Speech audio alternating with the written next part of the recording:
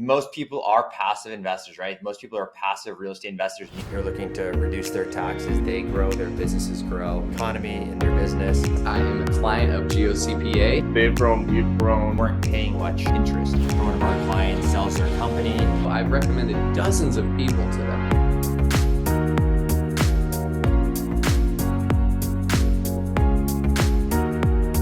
Okay, we're going to talk about advanced real estate tax strategies part 2 of 2. So if you watched last week, we talked about concepts of accelerated depreciation and cost segregation. Now we're going to talk about how do you use those losses.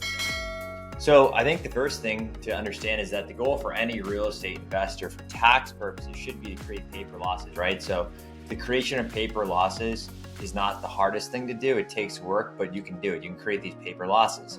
However, the worst case scenario, right, we like to tell people is that you're going to create tax-free income, right? You're going to bring it down to zero.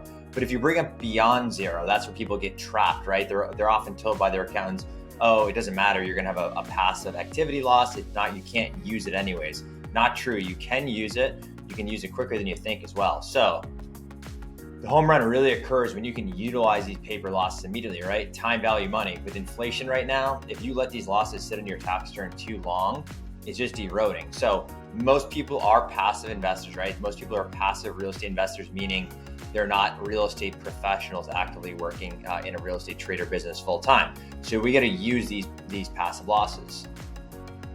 So what we've been talking with our clients about really is, can you change your facts by changing the character of the real estate income, or can you change the character of other income? Why? Because passive goes with passive, non-passive goes with non-passive, but non-passive and passive will reject. So you got to change your facts. So number one, it is possible to convert your real estate income and real estate losses from passive to non-passive, or your business income from passive to non-passive, right? So you have two sides of the equation. Can you flip the character of your real estate, or can you flip the character of, say, business income, or can you create business income, or can you create a second stream of business income, right? It is possible. There's several techniques to work through.